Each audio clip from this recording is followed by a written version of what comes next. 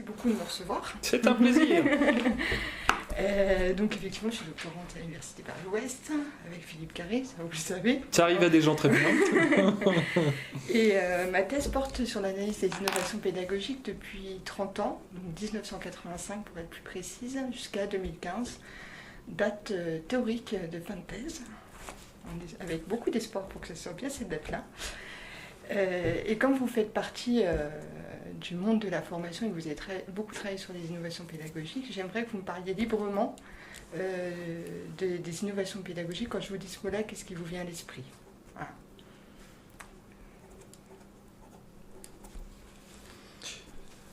Alors, le plus librement possible, je trouve que c'est déjà un terme qui est délicat d'emploi, parce que l'innovation, c'est déjà délicat à préciser ce que c'est. On pense toujours aux travaux de Schumpeter, la destruction créatrice. Mais la difficulté en pédagogie, c'est que vous allez toujours trouver quelqu'un qui a eu l'idée que vous êtes en train de développer sous une forme un peu différente il y a quelques années en arrière, voire quelques siècles en arrière. Un exemple que j'aime citer, c'est le horse coaching. Vous avez peut-être entendu parler de cette innovation, où lorsqu'un homme se met en face d'un cheval, on va en déduire le comportement de l'homme par rapport à ses équipiers ou ses collaborateurs, si c'est un responsable, en fonction des réactions du cheval. Et on dit, voilà, on a inventé quelque chose de formidable. Et quand on regarde dans l'histoire antique, Alexandre le Grand, quand il était jeune, la légende veut qu'il ait conquis le cheval bucéphale en l'éloignant du soleil qu'il avait dans les yeux. Et du coup, il a dompté le cheval. Donc l'homme et le cheval, qu'on découvre comme une histoire pédagogique toute nouvelle, en réalité, on peut en trouver des traces dans l'Antiquité. Et ça risque d'être le cas pour de nombreuses pratiques pédagogiques qu'on nous sort comme étant très innovantes. Aujourd'hui, on parle du mindfulness, la méditation, la réflexion, etc. Qui se souvient des exercices de Saint Ignace de Loyola? On nous parle de pédagogie de groupe, de dynamique de groupe, qui se rappelle de la règle de Saint Benoît, qui fonde les couvents et la dynamique de groupe sur des siècles et des siècles de communautés religieuses. Donc on va retrouver dans le patrimoine antique ou dans le patrimoine plus récent des exemples d'innovation, et aujourd'hui on va dire voilà, c'est innovant. Bon, c'est innovant, mais c'est pas tout le temps innovant. On va donc reprendre des choses et réinventer, réajuster en permanence. On peut donner des exemples à l'infini. Le co-développement, on parle du co-développement de façon très forte dans les pratiques managériales. Vous avez des groupes de personnes qui sont positionnées comme des groupes de consultants pour résoudre le problème d'un des pairs, et on va dire ça c'est quelque chose de très nouveau. Et en plus de ça, les auteurs d'un bouquin sur le co-développement s'appellent Champagne et Paillettes, donc forcément ça donne envie. On s'aperçoit qu'il y a des pratiques qui datent de la résistance française, comme l'entraînement mental, qui valorise déjà le travail en groupe à partir du cas d'un pair. Donc là aussi, on a quelque chose qui date de la Deuxième Guerre mondiale, qui est peut-être moins sexy, parce que l'entraînement mental, ça fait peut-être un peu vieillot comme expression, ou un peu secte, je ne sais pas, mais dont la pertinence est toujours avérée. Donc, grande prudence à avoir sur l'innovation pédagogique. Par ailleurs, une deuxième idée, la première, c'est délicat comme champ. La deuxième idée, c'est que c'est les effets que ça produit dans les organisations. Quand on parle d'innovation pédagogique, et on vous explique qu'on va faire de l'innovation pédagogique, ça peut agacer des équipes en place depuis longtemps. Donc, il vaut mieux parler de diversification des méthodes, qui est plus modeste, et qui permet d'appréhender la volonté d'intégrer des pédagogies actives ou un petit peu renouvelées dans l'environnement et le contexte. Donc l'innovation, elle est toujours située et contextualisée.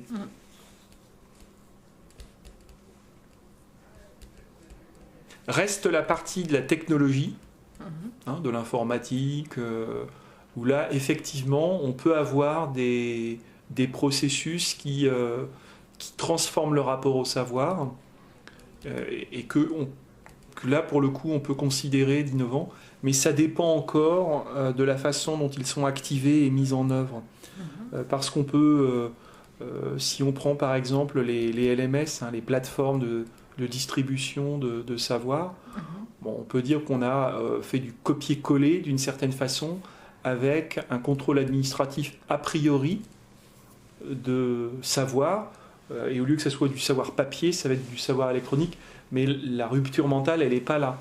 Alors qu'il en va tout autrement lorsqu'on crée des processus d'apprentissage en réciprocité ou de l'apprentissage croisé, ce que vont permettre certaines modalités d'apprentissage en ligne. Donc ça va dépendre, là encore, de la dimension qu'on souhaite mettre. Ce qui est prédominant là dans l'exemple technologique, c'est le rôle de l'homme, de la relation humaine. C'est comment on utilise la technologie pour transformer des interactions et enrichir, moi, ce que j'appelle des écosystèmes d'apprentissage.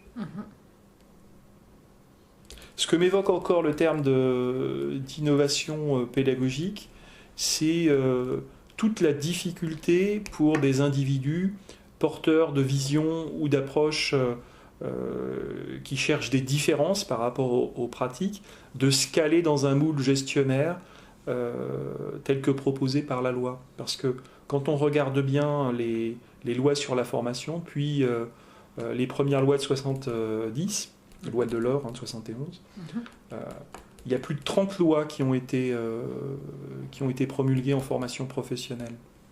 Donc ça commence à faire. Et ces lois sont très souvent tournées vers les tuyaux et les robinets, c'est-à-dire les financements et par quel circuit ils passent, et très rarement sur l'eau vive et jaillissante, la motivation à apprendre, l'envie d'apprendre. Donc l'innovation, ça serait de prendre au pied de la lettre ce que nous propose le législateur, qui est être acteur de sa formation, par exemple.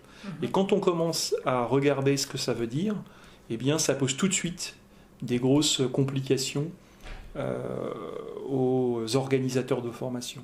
Parce que l'unité de mesure, c'est la feuille de présence. Et du coup, il y a des innovations où la feuille de présence, c'est peut-être un peu moins... ça s'y prête un peu moins. Par exemple, il m'est arrivé dans ma carrière, dans une formation de responsable ressources humaines, de dire à des intervenants, bon, vous faites le cours le matin, et l'après-midi, vous mettez les participants en situation d'apprentissage. Donc vous ne faites pas cours, mais vous créez des activités où c'est eux-mêmes, c'est les participants eux-mêmes qui vont créer leurs cours et leur façon d'apprendre. Et la première année de réforme pédagogique que je mets en place de cette façon-là, ils me disent, écoutez, on ne l'a pas fait parce qu'on était tellement bons que les apprenants ont demandé à ce qu'on continue à exprimer ce qu'on souhaitait comme cours. Alors la deuxième année, ceux qui n'ont pas voulu jouer le jeu, je les ai remerciés, je les ai payés plus que la matinée. Du coup, ils ont été très vexés, ils sont partis. Et j'ai mis, donc je n'ai pris que des intervenants pour travailler le matin, et l'après-midi, j'ai pris une personne dans une modalité de coaching. Donc il n'avait pas du tout de contenu à transmettre, et il était dédié à organiser des activités pédagogiques avec ses apprenants. Ces activités pédagogiques, c'était d'aller dans un club de DRH. Donc vous avez des clubs qui se rencontrent le soir, l'après-midi, le samedi, le matin, et donc c'était pas dans des horaires feuilles de présence traditionnelles. C'était d'organiser une conférence dans un environnement professionnel ou au sein de l'organisme de formation dans lequel j'étais à ce moment-là, qui était le CESI. C'était d'imaginer toute façon d'apprendre en réciprocité, par exemple, s'apprendre mutuellement et de se créer un club d'échange de savoir. Donc toutes ces modalités-là, de faire un compte-rendu de lecture, de faire un atelier de CV, de faire une recherche d'informations en équipe. Donc toutes ces modalités-là rentraient assez mal dans les feuilles de présence et visaient à s'imbriquer avec les activités professionnelles des participants eux-mêmes. Donc ça pose problème aux législateurs.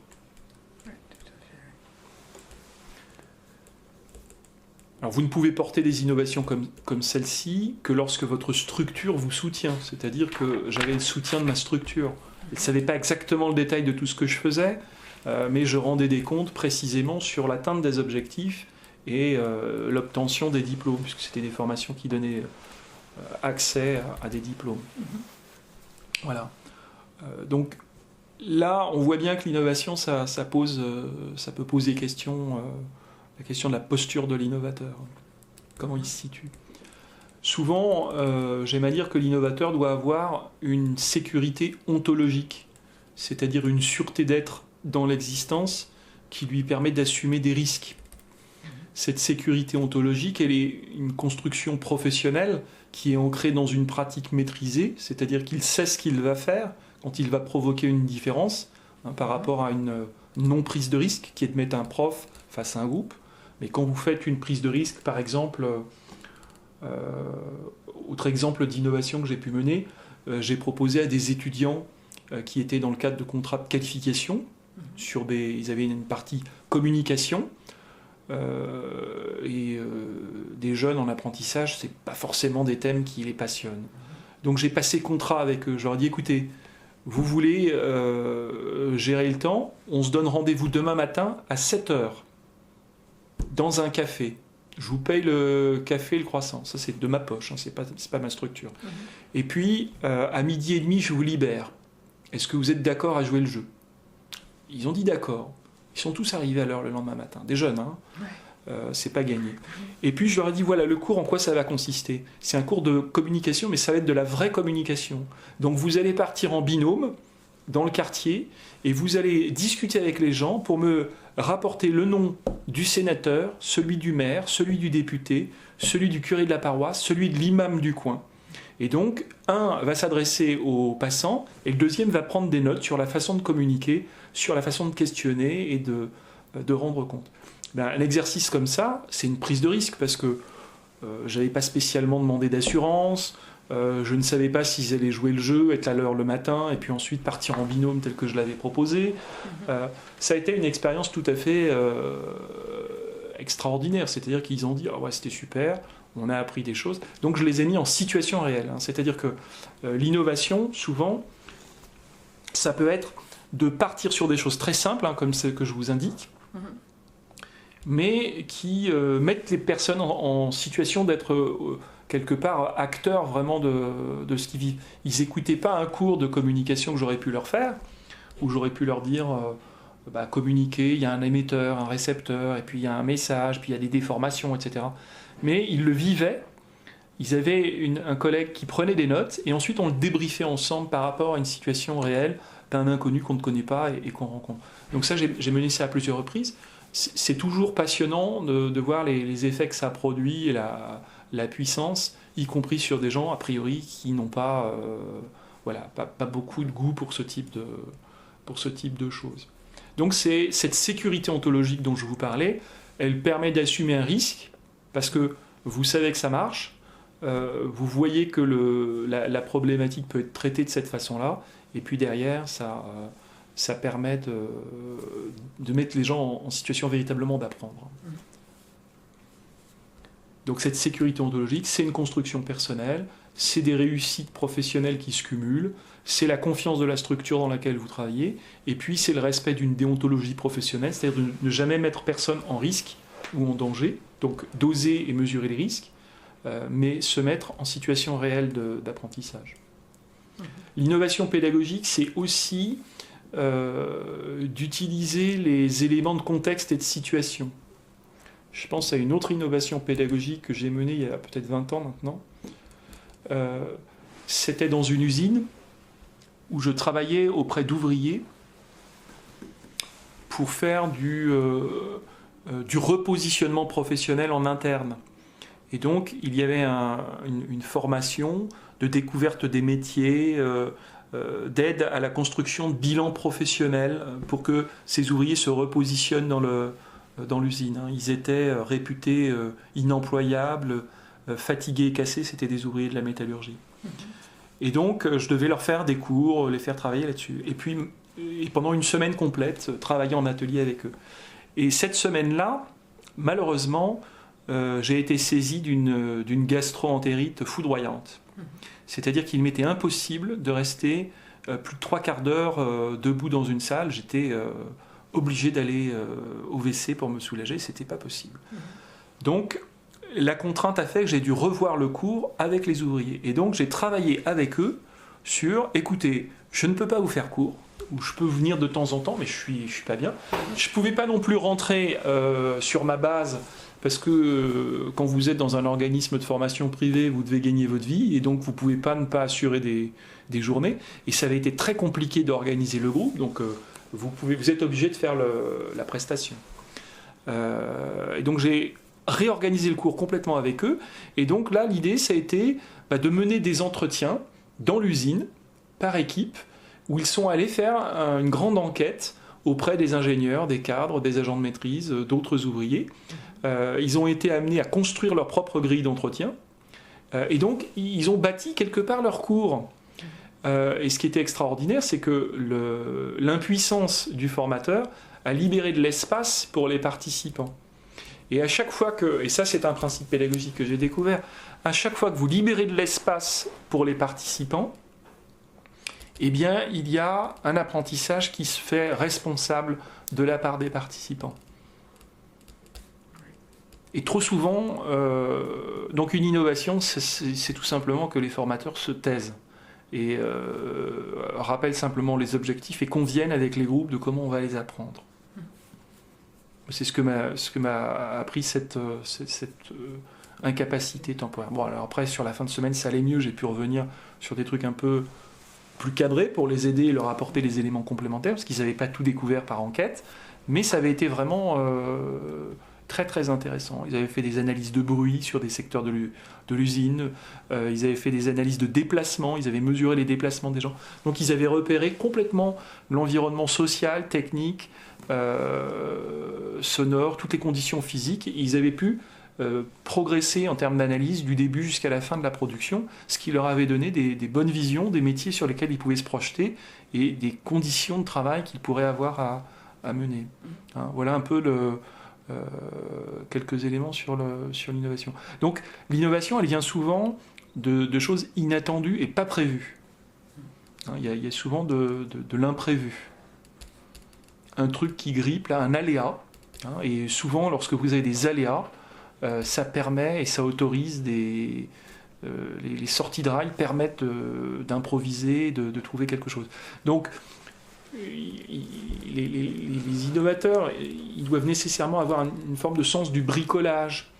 Le bricolage de la situation au sens noble du terme, hein, c'est-à-dire que il y a tout un ensemble de situations, d'environnements, de contextes, d'éléments, et on fait avec, et on garde le cap qui est d'atteindre la commande qui est fixée au départ. Voilà. Mais le chemin, il n'est pas forcément tracé tout droit, et il faut faire confiance au groupe, aux participants, à soi-même, aux ressources qui vont se découvrir en situation, et à partir de là, il se produit quelque chose. Il y a une émergence. Hein. Alors après, au bout d'un moment, quand vous avez repéré que les émergences et les aléas, enfin que les aléas produisaient des émergences et que les émergences pouvaient donner le sentiment aux participants d'être pleinement acteurs et pleinement s'engager dans l'apprentissage, après vous pouvez changer de tactique et vous pouvez attendre et porter un regard sur votre environnement en repérant les aléas et en sachant que c'est de là dont va sortir des émergences. Donc vous pouvez mettre en place des processus non directifs ou très peu guidés, sachant que ce que vous guettez, ce sont des événements qui vont se produire, vous ne savez pas encore lesquels, mais dont on va pouvoir tirer parti pour faire un apprentissage. Ça angoisse très fortement, bien entendu, les commanditaires, les organisateurs, puisqu'ils ont leur syndrome de la colonne de gauche. Hein, en formation, vous connaissez l'expression de Maignan, oui. Le syndrome de la colonne de gauche. Donc il faut la formation bien décrite, le public, etc.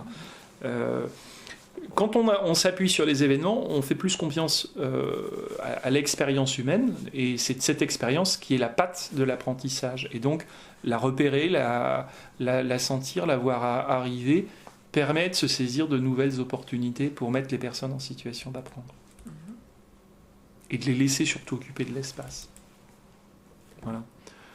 Donc ça, c'est des choses qui sont qui me viennent à l'esprit quand on dit innovation. Vous avez peut-être d'autres questions ou d'autres Est-ce que pour vous, alors là pour le moment c'était plutôt des réussites Ah oui, des échecs, hein, forcément. Et voilà. Est-ce qu'il y a eu des échecs par rapport à quoi? Oui, je vous citais le cas des ressources humaines, hein, dans lequel il y avait des espaces l'après-midi qui étaient complètement libres et les gens devaient choisir des activités par eux-mêmes. Hein, et en fonction des activités qu'ils choisissaient, si c'était des activités faciles ou difficiles, ils avaient des points et ça comptait pour leurs notes. Donc ils choisissaient le menu, hein, d'une certaine façon.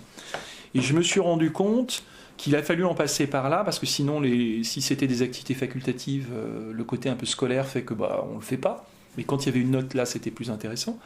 Mais un jour, je me souviens, j'ai eu une promotion. J'ai 4 ou 5 femmes qui viennent dans mon bureau en larmes, mais vraiment en pleurs, hein, et qui me disent « On ne sait pas si on est en train d'apprendre !» Je dis « Mais pourquoi vous avez défini que vous faisiez des lectures, que vous alliez lire des ouvrages, que vous en faisiez des résumés, que vous les présentiez aux autres ?» C'est quand même très, très apprenant tout ça. Et du coup, comme la parole ne venait pas du maître, ça les terrorisait, parce que est-ce que je sais quoi, hein, vous voyez, est-ce que je suis sûr qu'à un moment donné, c'est la bonne compétence. Donc là, j'ai eu à gérer parfois des groupes qui étaient en difficulté par rapport à cette responsabilité à assumer sur leur apprentissage, hein, des larmes et des inquiétudes. Donc, alors c'est pas vraiment des échecs, mais ça fait partie du processus que de réguler, c'est-à-dire de redonner le sens et le cadre pour que l'apprentissage prenne tout son sens. Après, j'ai eu aussi des situations, par exemple, une situation où j'avais proposé, c'était sur des formations d'encadrement, sur des formations un peu longues, hein, comme je l'avais fait des dizaines de fois, c'était une formation qui durait 1 an. J'avais dû la faire et l'organiser une dizaine de fois. Au bout d'un moment, je me dis, ça m'intéresse moins, je vais proposer aux stagiaires d'organiser eux-mêmes leur semaine de formation sur la conduite de projet. C'était un thème, je me disais ça, ils peuvent le faire. Et du coup, je leur tends le cahier des charges avec les objectifs à atteindre sur la conduite de projet. Je leur avais même donné le budget dont je disposais pour organiser la semaine. Et je leur ai dit, vous vous débrouillez entre vous pour organiser votre propre semaine de formation. Alors, dans certains cas, c'est très difficile parce que les groupes ne s'entendent pas bien. Vous avez des leaderships qui s'opposent, des négociations qui ne se passent pas. Je me souviens un groupe, il m'avait dit, nous, conduite de projet, on dépense tout l'argent à aller faire du karting, et comme ça, on aura une bonne cohésion d'équipe, on se sera jaugés les uns les autres, et puis voilà. Et il le disait sérieusement. Hein. Je dis non, il n'en est pas question. Donc là, j'ai dû rompre mon contrat pédagogique en disant pas question que vous alliez faire du karting, c'est pas dans l'esprit, et vous me montrez pas que vous répondez aux objectifs. Donc j'ai dû voilà. Donc vous avez aussi face à de l'innovation des gens qui veulent pas jouer le jeu et où finalement ils sont très contents d'être passifs. Soit parce qu'ils ont déjà beaucoup bossé, ils sont crevés, ils n'ont pas envie de bosser plus, ça arrive. Soit parce qu'on leur demande de développer une compétence qu'ils ne sentent pas, qu'ils n'ont jamais eu, qui est très contre-culturelle, hein, ils n'ont jamais eu ça dans leur entreprise, et donc là, ça les met en difficulté. Voilà, donc ça peut être des pistes. Puis après, vous avez, ça m'est arrivé à de multiples reprises, faire des propositions à des entreprises qui vous disent, je me souviens d'une dans un élan, elle me dit, moi je veux des formations ébouriffantes. Je me dis, waouh, je vais pouvoir me lâcher. Alors je leur propose tout un tas de trucs, des choses qui, somme toute, sont pas si innovantes que ça. Par exemple, faire du team building dans une cuisine où les gens cuisinent ensemble. Bon, ça me semblait innovant, mais pas trop et acceptable. Et au moment de choisir, l'entreprise me dit, c'est super la cuisine, tout ça, mais est-ce que vous n'auriez pas quelque chose de plus... est-ce qu'on pourrait faire sans salle, par exemple? Et est-ce qu'on pourrait avoir un cuisinier qui vienne faire le cours? Voilà. Et donc, l'acceptabilité de l'innovation fait que parfois, l'échec, c'est que vous ne pouvez même pas la faire, quoi, tout simplement parce que ce n'est pas entendable par le décideur, parce que vous avez un préjugé, que vont en penser mon directeur, que vont en penser mes collègues. Et donc c'est très anxiogène d'aller vers de l'innovation.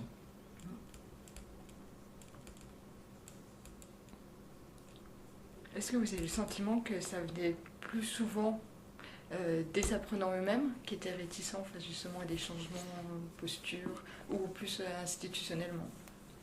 Je dirais les deux, mais à mon avis, les institutions sont encore plus frileuses que les apprenants, parce qu'une fois qu'on a les apprenants et qu'on passe contrat et qu'on explique et puis qu'on travaille, ils sont prêts à aller beaucoup plus loin que ce qu'on peut imaginer. C'est vraiment incroyable. Et puis vous avez des fois des institutions, j'ai souvenir comme ça sur une institution qui était dans de l'hospitalisation privée. Je vous fais du récit d'anecdote, je ne sais pas si ça répond à votre demande. C'était de l'hospitalisation privée et on monte un dispositif de formation au management d'une quinzaine de jours pour 600 agents de maîtrise. Donc 15 jours, 600 personnes pour un groupe de 24 000 collaborateurs. C'est un gros investissement. Le directeur général se déplace. Et puis ce jour-là, on avait monté une séquence pédagogique qui était assez... nous, on trouvait que c'était assez sympa, qui consistait à faire une métaphore de la gestion de projet. Et donc, on disait aux gens, voilà, on vous donne un œuf frais, vous allez devoir le lancer de 5 mètres de hauteur, et lorsque l'œuf arrivera en bas, il ne devra pas être brisé. Et donc, vous allez vous mettre en équipe projet et concevoir toutes les protections, les modes de propulsion, tout ce que vous voulez pour que l'œuf ne soit pas brisé. Et vous allez devoir tenir un budget avec les matériaux que vous allez utiliser. Plus vous utiliserez de matériaux, plus ça sera pénalisant pour votre budget. Vous allez devoir gérer un temps. Vous allez devoir vous organiser en équipe avec un chef de projet, un gestionnaire de temps, un gestionnaire de budget, un animateur. Donc, métaphore du projet autour du jet d'œuf à 5 mètres. Alors, les gens réfléchissent, pensent des tas de trucs très créatifs. On avait 150 stagiaires ce jour-là, donc c'était vraiment très important. Donc, une quinzaine d'équipes qui cherchent. Et les voilà partis dans le centre de formation, fouillant les poubelles pour trouver du plastique, du carton. Enfin, vraiment, c'était un bins terrible dans l'institution. C'était très joyeux. Et puis ils font l'exercice. Et là, on a la visite surprise du directeur général et de la DRH. Et bon, on leur avait pas exactement indiqué la méthode pédagogique. On avait dit méthode active, mais on n'avait pas indiqué la méthode pédagogique. Et puis ils me convoquent près d'un petit coin là. Et ils me disent, alors là, ils baissent le ton. Donc je me dis, ça y est, moi, mon compte est bon. Et ils me disent, ça fait des années qu'on les a pas vus sourire.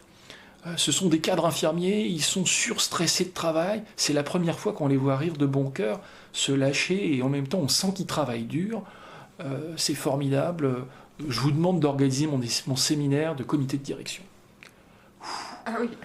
Et là, c'était vraiment le truc très très sympa. C'est-à-dire qu'à partir du moment, cet exemple-là pour vous dire qu'à partir du moment où il y a quelque chose qui est visible, et c'est difficile à montrer de l'ambiance de travail, de la joie de vivre, des résultats positifs. À partir du moment où vous voyez, vous sentez ça, ça libère une énergie extraordinaire et de l'envie d'aller plus loin.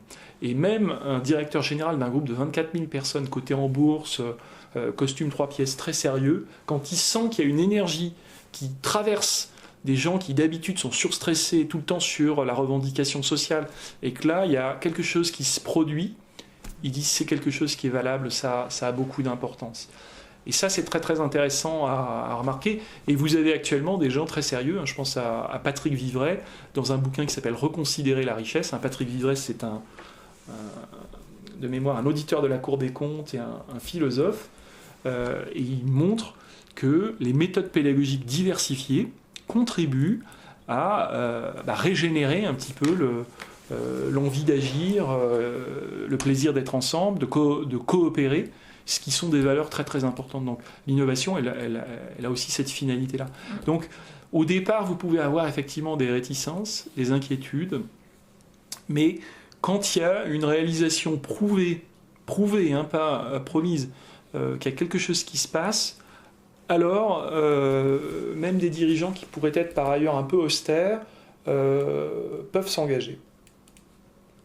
Mais il leur faut des preuves. Ouais. Il leur faut du crédit. Ils ne vont pas se lâcher comme ça. Okay. Parce que par construction, les dirigeants, c'est souvent les meilleurs de la classe. Et les meilleurs de la classe, ils ont souvent suivi le parcours scolaire le plus classique. Et donc, ils ont plutôt tendance à dire qu'apprendre, c'est suivre un parcours scolaire le plus classique possible. Je fais une généralisation, mais les dirigeants que j'ai croisés, beaucoup dans l'industrie ou les services ou les administrations, c'est un peu le mode de fonctionnement que j'ai repéré. Ça reste très ancré dans les mentalités de c'est l'école. On reproduit. Il y a ce qu'on appelle une boucle de reproduction pédagogique. Ce qui a été bon pour moi le sera pour les autres.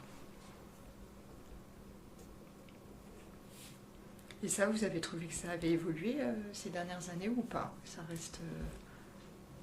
Par petites touches. Il y a toujours un besoin de contrôle assez fort. Donc de temps en temps, dans certaines universités d'entreprise, j'ai fait un bouquin sur les universités d'entreprise, j'ai rencontré une trentaine de dirigeants d'universités d'entreprise, on voit qu'ils commencent à s'intéresser aux méthodes pédagogiques et ils commencent à essayer de professionnaliser leurs équipes. Donc il y a quand même des petits mouvements. Mais si je regarde... là j'ai fait un article pour la revue Savoir qui est paru pour les 10 ans de la revue Savoir. J'ai regardé 3 revues.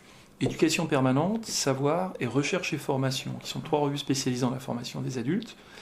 Et sur 10 ans, qu'est-ce qui a été traité en termes de méthode pédagogique ? Sur 10 ans, on voit que cette thématique-là est en régression, c'est-à-dire que ce n'est pas un thème qui passionne les foules. On a des sujets sociaux, des thèmes comme le développement durable, le rôle des partenaires sociaux, tout ça, qui peuvent être des thèmes, les problématiques de genre, tout un ensemble de thèmes un peu de société qui sortent. Par contre, des thèmes techniques de pédagogie ou de didactique et l'innovation, toute la praxéologie d'une certaine façon est un peu passée sous silence. Je me suis rendu compte. C'est vraiment plutôt rare. C'est pas, ça attire pas les chercheurs en sciences de l'éducation. Ça me rassure. Ok. Et est-ce que d'après vous, comme vous avez travaillé dans le privé, est-ce que ça apparaît plus dans le privé que dans le public ou est-ce que vous arrivez à... Je ne saurais pas dire parce que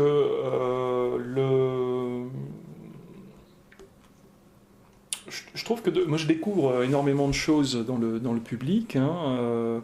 On trouve des tas de pédagogies qui sont aussi tout à fait passionnantes et très innovantes. C'est-à-dire que de par la proximité avec les populations des pouvoirs politiques, vous avez des formes de pédagogie, notamment issues de l'éducation populaire, qu'on va moins retrouver dans le privé. Organiser des débats avec des grands nombres, faire sortir des idées à des foules, construire des offres de services pour des collectivités territoriales. Les méthodes qui sont utilisées n'ont rien à envier au privé, vraiment pas. Il y a même, j'irais même jusqu'à dire que dans certains points, le public est nettement en avance, contrairement à des idées reçues. Pas sur tout, mais il y a certains points, je peux vous assurer que j'ai vu plus d'utilisation de co-design et de Fab Lab dans le public que dans le privé. Parce que un besoin de repenser les territoires et les villes, un besoin de coller aux besoins de la population, que vous trouvez peut-être un peu moins dans le privé. On a plutôt des modalités un peu formatées d'approche créative issues du marketing. Donc je trouve que pour le coup, oui, il y a pas mal de créativité. Mais il y a aussi beaucoup de créativité dans le privé aussi. Il n'y a pas un monopole de l'innovation.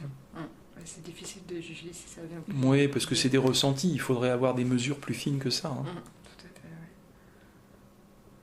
fait, Vous avez commencé quand dans le domaine de la formation? J'ai commencé très tôt.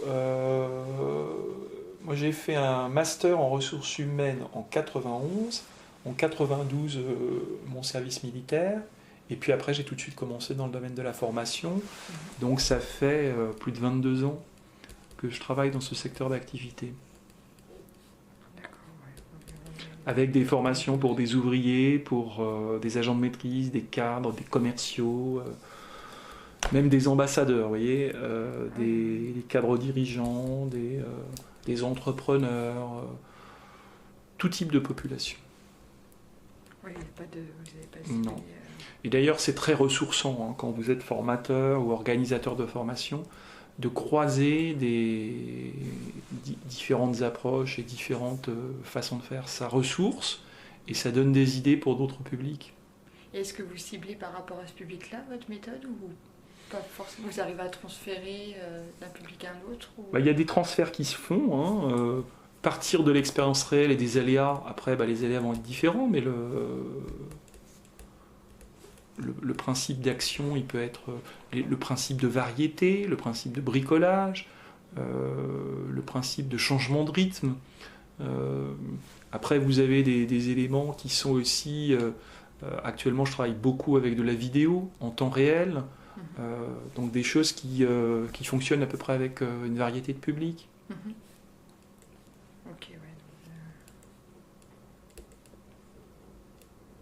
On fait beaucoup actuellement de World Café, de théâtre forum ou de forum de cadre. Donc ça, c'est des modalités qui sont très très intéressantes pour passer d'une logique d'information à du débat, puis du débat à du dialogue, puis du dialogue du passage à l'action.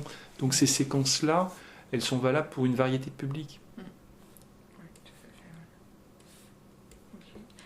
Est-ce que vous avez vu des évolutions par rapport à l'arrivée des technologies? Bon, vous étiez déjà dedans. Oui, il y a des évolutions. Déjà, moi, quand j'ai commencé, on avait des transparents. Ça ne vous parle même plus, les transparents. Si, bon. Ça commence à faire vieille guerre, mais il y avait même je crois, des textes renéotypés. Des trucs, ça sentait encore un peu l'alcool. Là. Donc ça, c'était les premiers éléments.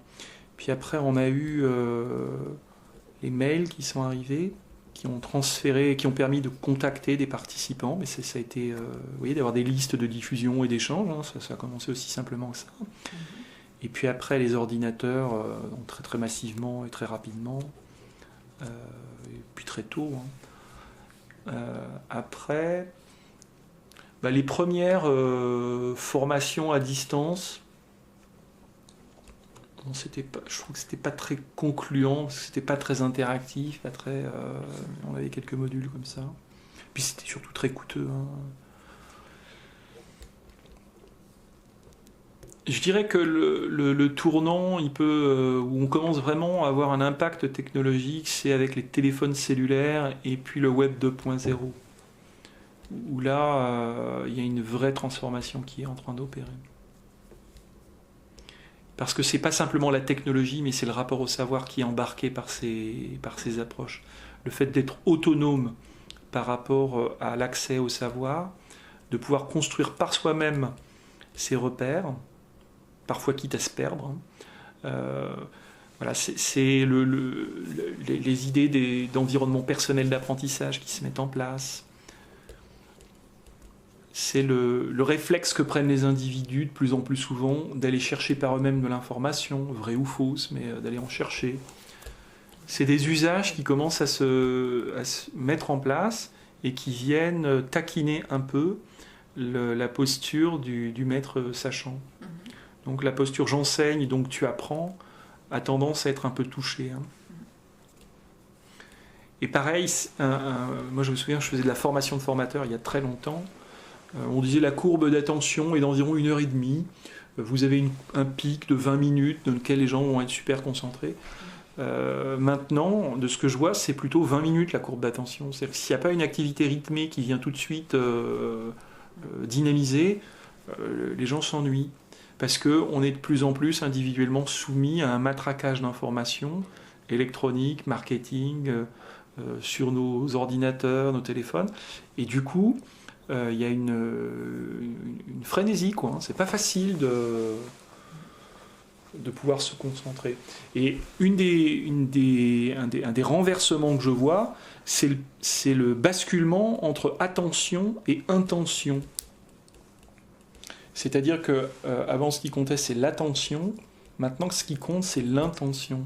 C'est plus tout à fait pareil. C'est-à-dire qu'on attendait d'un apprenant qu'il soit attentif. Et donc il se concentre sur ce qu'on avait à lui dire. Et maintenant, ce qu'on recherche, ça serait plutôt qu'il y ait une intention, c'est-à-dire qu'il ait une envie. Et c'est parce qu'il va avoir cette intention qu'il va pouvoir se projeter et construire un apprentissage dans la situation proposée. Une autre modification que je vois, c'est, moi je parle d'enrichissement de l'écosystème d'apprentissage. Donc progressivement, je vois 3 niveaux d'enrichissement de l'écosystème d'apprentissage. Le premier niveau, c'est l'enrichissement de ce qui se passe dans l'espace salle de formation. Cet enrichissement, il peut venir du fait de témoignages extérieurs, il peut venir du fait d'activités diversifiées, comme par exemple faire des recherches en ligne ou travailler en groupe sur la construction de son propre savoir. Voilà, donc cet enrichissement de l'espace clos, là, il est de plus en plus possible. Puis les murs n'arrêtent pas les ondes, et donc sur votre téléphone portable, vous pouvez avoir directement accès à une information en concurrence de ce que vous raconte le prof. Ce que ne se prive pas de faire des étudiants. Ça m'arrive de faire des conférences ou de temps en temps d'animer un cours. Ils vont regarder ce que vous racontez, ils vont contrôler. Donc le premier enrichissement, c'est l'enrichissement de la salle de cours. Le deuxième enrichissement, c'est la rencontre de l'espace formation, qui est un espace un peu en retrait de la situation professionnelle. Donc là, on imbrique de plus en plus ces 2 espaces, et c'est dans des logiques de professionnalisation que ça se met en place. Donc il y a plus d'interactivité, l'écosystème est riche de temps plus réflexif en salle de formation, et puis de temps plus en situation professionnelle. Donc là, ça vient bouleverser la logique de avant, pendant, après la formation. Puisque là, on considère que vous êtes tout le temps en formation. Le cerveau, il est de 8 à 60 Hz en permanence activé. Donc l'apprentissage, c'est bien tout au long de la vie. Et la situation professionnelle, en situation d'apprentissage professionnel, il s'imbrique de plus en plus au moment de formation institutionnalisée. Et là, il y a une variété de formats fractionnés, plus courts. On parle de rapid learning, de formation flash, de formation imbriquée aux situations de travail. C'est des formations après des briefs de commerciaux, c'est des formations après des séminaires ou avant des séminaires. Donc c'est des briques de formation, de temps de formation et d'apprentissage en tout cas, qui se mettent en place. Et alors le troisième niveau d'enrichissement d'écosystèmes d'apprentissage, vous avez toujours les espaces institutionnalisés de formation, vous avez les espaces de travail tels que je vous ai décrits, puis vous avez des espaces qui sont, je dirais, hybrides, qui obéissent à d'autres logiques sociales, qui vont être des zones de partenariat, de la participation à des réseaux ou à des organisations inspirantes, en particulier pour les salariés les plus qualifiés, c'est-à-dire qu'ils vont s'imbriquer des centres d'intérêt professionnels, des espaces formation institutionnalisés, et puis des centres d'intérêt connexes, sociaux, techniques, de recherche. Et ce mix entre ces 3 finalités, productives, d'apprentissage et plus large, crée un écosystème extrêmement riche qui va soutenir la motivation et va redonner du sens à des actes professionnels. Donc la frontière entre le travail et le non-travail conduit aussi à des apports extérieurs innovants. Donc ça, c'est un troisième niveau d'écosystème d'apprentissage dans lequel participent pleinement les formations, les accès d'informations en ligne, les groupes de pairs en réseau, tout le Web 2.0 contribue assez fortement à cette dynamique-là. Voilà, donc ce que je dirais par rapport à votre question sur est-ce que les modalités technologiques bougent les choses, vous voyez dans ces 3 exemples, ça bouge, ça bouge les lignes, quoi. Et pas simplement en remplaçant un livre par un ordinateur. C'est vraiment le rapport au savoir et la navigation dans le savoir qui est transformée. Si vous voulez, moi je prends l'image suivante. Avant, le savoir, vous aviez un point d'origine, et puis un point d'arrivée, une visée quelque part, une intention. Le point d'origine, c'est ce qu'on va appeler de l'épistémologie. Et puis le point, la visée, c'est l'intention de la discipline. Bon. Le problème, c'est qu'avec toutes les technologies que nous avons, c'est un peu l'équation d'Heisenberg, de la particule qui a soit une position, soit une vitesse. Et le savoir aujourd'hui, il prend 2 dimensions supplémentaires d'un coup, qui est l'espace et le temps. C'est-à-dire que la capacité d'accéder au savoir quand vous le souhaitez et où vous le souhaitez fait que mon histoire d'épistémologie et de visée, elle est chahutée par ces 2 nouvelles dimensions. Donc le savoir stock, qui est le savoir un peu traditionnel qu'on accumule, qui se transfère d'un cerveau à l'autre, vous connaissez l'image du cerveau qu'on remplit, il est de plus en plus chahuté et il se transforme de plus en plus en savoir flux, c'est-à-dire quelque chose qui se partage entre les apprenants. Et à cet égard, les technologies de l'information renforcent cette fluidité du savoir et cette vision en termes de flux. Donc la substance même du savoir est en train de muter, et donc le rapport au savoir aussi. Et tout ça, c'est produit en particulier par le rapport de l'homme à la technologie. L'homme bougeant ses technologies pour aller encore plus vite, les technologies renvoyant des éléments à l'homme de façon à ce qu'il invente de nouveaux usages. Donc le phénomène s'accélère. Peut-être trop vite d'ailleurs. Et dans certains cas, l'innovation peut être de la frénésie. Quand vous regardez le nombre d'applications, par exemple, qui se mettent en place sur le web 2.0, vous n'en avez pas plutôt une sortie, vous en avez une autre encore plus formidable. Et si vous n'avez pas d'utilisateurs, c'est pas une innovation. Il faut des utilisateurs en masse pour qu'on puisse qualifier ça d'innovation. Donc que ça soit utile aux gens aussi. Si c'est pas utile, c'est pas. Vous pouvez avoir une mauvaise innovation ou qui reste stérile. Justement, ça me fait la transition. Comment vous définiriez l'innovation pédagogique ? Je dirais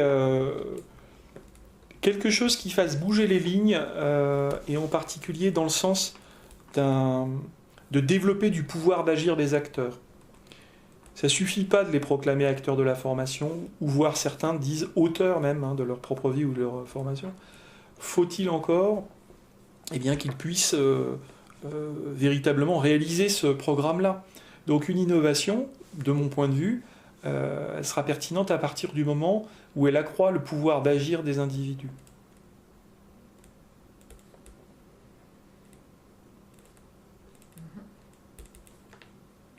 Si je reprends les mots de Solveig Houdet, ça serait qu'elle soit capacitante quelque part. Qu'elle participe de la capacitation des acteurs. Parce que je reste persuadé que la formation, ça construit des hommes, ça construit des professionnels, ça construit des citoyens, et dans notre pays, ça construit des démocrates. Et donc, cette logique d'innovation, elle va dans le sens de fabriquer du lien social. Moi, je milite dans l'idée de dire que l'économie du savoir, c'est très bien, mais que l'humanité de la connaissance, c'est encore mieux, et que ça veut dire, cette expression-là, qu'à un moment donné, ça doit profiter à du mieux-être ensemble, à adoucir les relations entre les individus, et que les méthodes pédagogiques innovantes que j'appelle de mes voeux, c'est celles qui fabriquent de la coopération entre les individus, qui font que on peut mieux travailler ensemble, on peut mieux fonctionner ensemble. Donc dans la dimension technologique dont on parlait tout à l'heure, il ne faut jamais oublier les individus avant, premier. Ne fais pas de la technologie pour faire de la technologie, c'est vraiment l'individu ne doit pas être oublié. Ok. Vous avez des choses à rajouter ou... Non, je crois que je vous ai répondu à cette question. Oui, je pense que... Ok, merci.